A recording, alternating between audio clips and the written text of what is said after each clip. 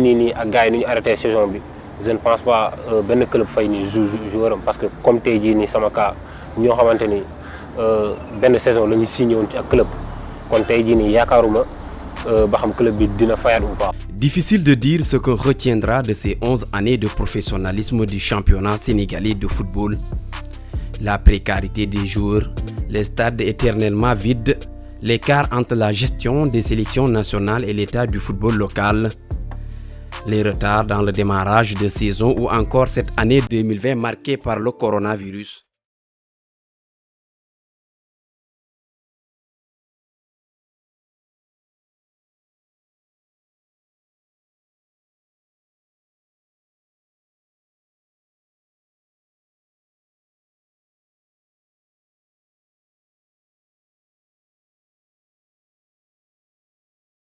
Aujourd'hui, 8 juillet 2020, le comité exécutif de la Fédération sénégalaise de football décide d'arrêter définitivement les championnats de football après 4 mois d'attente. Depuis, les choses se compliquent pour les acteurs.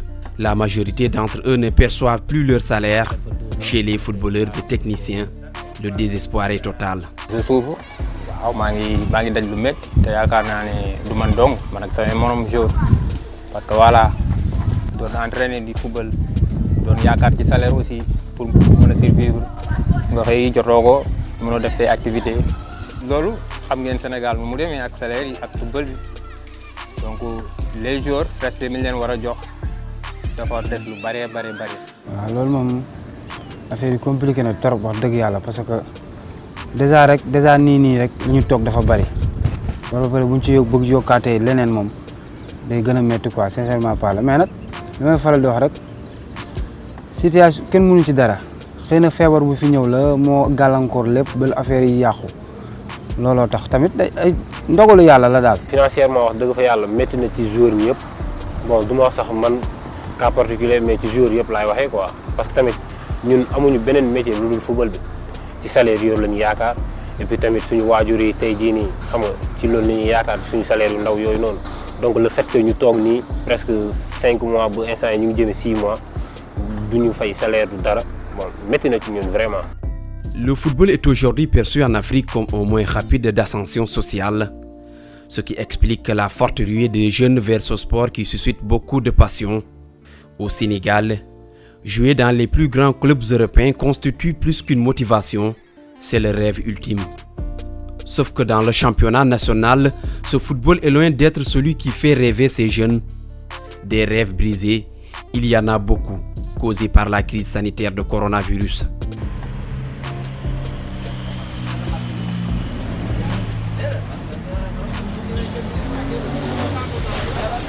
Abdoulaye Fall est sociétaire de l'AS Pékin, club de D1 au Sénégal.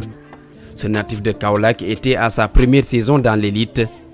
Malheureusement pour lui, le coronavirus est venu mettre un terme à la saison dès le mois de mars.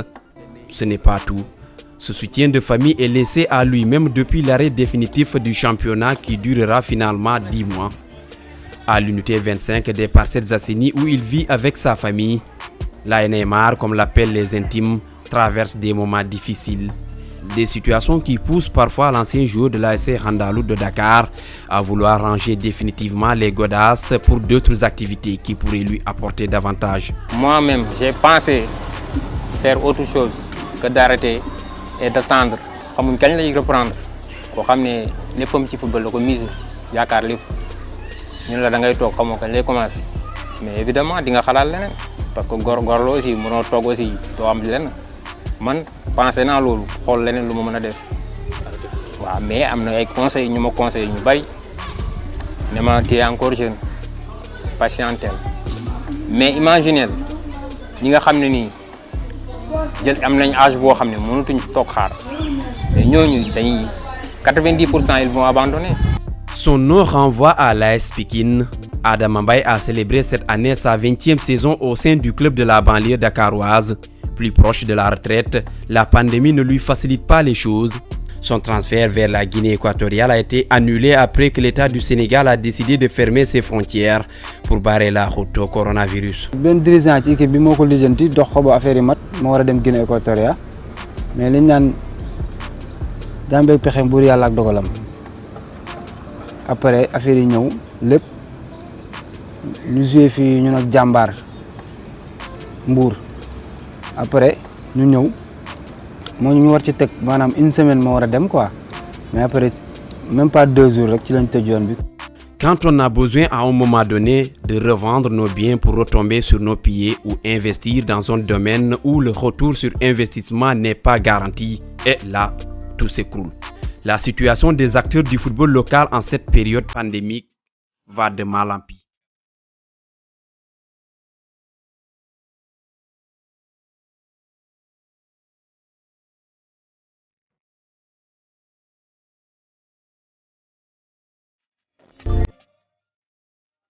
Le 2 septembre 2020, le syndicat des entraîneurs révèle à travers une circulaire que seuls 5 clubs sur 28 évoluant dans les 2 ligues de football professionnel au Sénégal continuent de payer des salaires à leurs joueurs en dépit de l'arrêt des compétitions.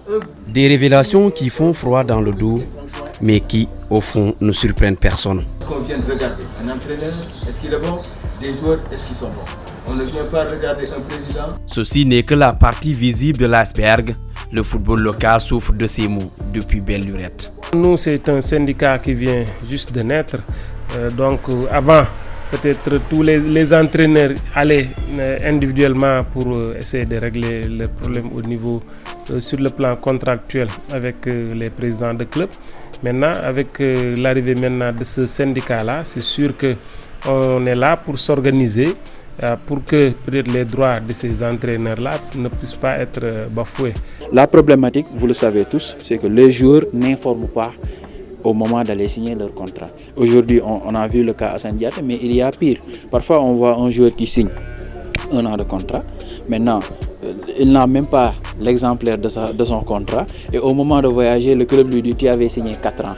Lui, il n'a pas de preuve, mais le club a une preuve parce qu'il a gommé 1 an et il a mis 4 ans. Là, ce sont des choses, c'est pour moi le véritable combat que l'Union nationale des footballeurs professionnels va mener, c'est la manière de comment les joueurs signent leur contrat. Quel type de contrat le joueur a signé? Donc il y a plusieurs types de contrats. Il y a un contrat de CDI, il y a un contrat de CDD, il y a un contrat de prestataire. Donc il faut d'abord qu'on puisse analyser quel type de contrat il s'agit. Après cela, ça c'est un phénomène qui est nouveau, qui est venu et qui a bouleversé le monde. Donc je pense que la FIFA est en train de mettre la main dans la poche pour pouvoir essayer de régler au moins certains problèmes. Les négociations sont également sensibles et les présidents profitent de la situation pour baisser de manière drastique les rémunérations des joueurs. Pire, certains dirigeants, là de puiser dans leurs ressources personnelles, ont définitivement cessé de payer les salaires de leurs joueurs. Vous savez, le football c'est comme une bicyclette. Les sous rentrent quand on joue. La bicyclette, elle tourne quand on pédale. Le football est ainsi aussi. Vous savez, les plus grands clubs ont eu des problèmes à raison. Aujourd'hui, tout le monde sait qu'au Sénégal, les ressources issues du football ne sont pas suffisantes pour payer les joueurs. Moi, quand je travaille, on me paye avec le fruit du travail que je fais. Les footballeurs, normalement, professionnels, devaient être payés avec le fruit de leur travail. Aujourd'hui, tout le monde sait que ce n'est pas le football qui paye. Il faut les présidents des clubs, il faut des ressources additionnelles au club pour payer. Et aujourd'hui, le Stade de Mbour ne fait pas exception. La Covid est passée par là, a fait qu'il n'y a plus d'activité, il n'y a plus de recettes. Ensuite, vous savez, on attendait les fonds que nous avait promis la fédération. Aujourd'hui, c'est en route, c'est en cours. Ils sont en cours de virement. Et dès que nous les aurons, nous allons en tout cas régler ce que nous devons à nos jeunes. Le 10 avril 2020, pour faire face à la crise sanitaire, le ministre du Travail annonce un exercice exceptionnel, je cite, « garantie d'une rémunération pour le travailleur en chômage technique qui ne saurait être inférieur ni au SMIC ni à 70% de son salaire moyen net des 3 derniers mois d'activité en contrepartie de mesures d'accompagnement de l'État au profil de l'employeur. » Fin de citation. Sans suivi, beaucoup de clubs ne l'ont pas respecté. Sur le bon sens, je trouve anormal de demander à quelqu'un de travailler pour vous. Il travaille, rien ne se passe de son côté. Il est rempli de bonne volonté pour faire son travail. Un événement se déroule ailleurs. son travail, il ne peut pas l'exécuter, et vous n'êtes pas en droit, vous n'êtes pas également du point de vue éthique en mesure de lui dire je ne vous paye pas. Parce que lui, il n'a rien fait pour ne pas faire sa prestation, ça c'est sûr. Donc le bon sens déjà commande aux clubs et aux employeurs de payer les salariés. Et ça, c'est même pas le football d'ailleurs, c'est dans tous les domaines. Ceci dit, le statut du salaire, quand je prends le droit maintenant, le salaire, le droit le considère comme un revenu très particulier. Le revenu est très particulier parce que c'est un revenu qui vous permet de vivre. Et c'est la raison pour laquelle, quand il y a des difficultés quelquefois chez les salariés, si un salarié vous doit de l'argent, supposons il gagne 100 000 francs, vous venez, il vous doit 100 000 francs, vous venez prendre tous les 100 000 francs, la loi vous dira non. Il y a une partie que vous ne pouvez pas prendre parce que cette partie lui sert à faire vivre lui, sa personne et peut-être sa famille. Au niveau de la ligue professionnelle, il y a une commission qui est chargée de faire le contrôle sur les paiements, sur les contrats que les entraîneurs signent, ainsi que les joueurs. Mais généralement, il y a des litiges. Il y a toujours des litiges, mais qui ne sont pas tellement bien traités. Cette commission de contrôle n'existe plus depuis 2012, après le départ de Louis Lamotte à la tête de la Ligue sénégalaise de football professionnel.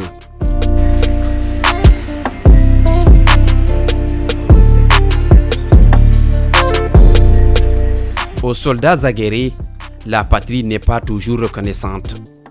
N'est-ce pas, le football est le sport collectif le plus individuel? Ceci résume en une phrase le calvaire des acteurs. Dans cette période inédite, tout le monde est victime, sauf que rien ne peut justifier le non-respect des termes de contrat. Quand aujourd'hui, du fait de la pandémie et de ce Covid-19, les employeurs disent, je ne sais pas si c'est ce qu'ils le disent d'ailleurs, on ne peut pas vous payer un salaire, ça peut être vrai. Ça peut être vrai, mais cela ne les dédouane pas pour autant. Ce n'est pas parce que quelque chose est vrai que vous ne devez pas remplir vos obligations. Aujourd'hui, peut-être que la plupart d'entre eux ne peuvent pas payer des salaires, c'est fort possible, mais ce n'est pas la faute des salariés, c'est la faute d'autres choses. Et cette autre chose-là, les salariés n'y sont pour rien. Et c'est l'une des raisons pour lesquelles le droit va permettre aux salariés d'exiger le paiement de tous les salaires qu'on leur doit. Mais il faut retenir une chose. Vous savez, le Sénégal, la ligue professionnelle est constituée de différents types d'équipes. Toutes les équipes ne sont pas pareilles. Il y a des équipes d'entreprise, il y a des équipes qui appartiennent à des personnes, il y a des équipes centres de formation, et il y a des équipes traditionnelles, parmi lesquelles le Stade de Mbour. Et les équipes traditionnelles, aujourd'hui, doivent revoir leur business model. 11 années de professionnalisme, 11 années de problèmes. Des problèmes qui se répètent tous les ans. Le football sénégalais se veut émergent. Les responsables clament leur ambition de convaincre en Afrique, sauf que derrière, aucune politique n'existe pour concrétiser cette volonté. La Ligue sénégalaise de football professionnel peine à mener ce championnat à bon port. Il a fallu à plusieurs reprises l'intervention financière de la fédération pour la maintenir en vie. Et pour évoquer cette situation, impossible de mettre la main sur un responsable de la dite ligue. Nos différentes tentatives sont restées vaines.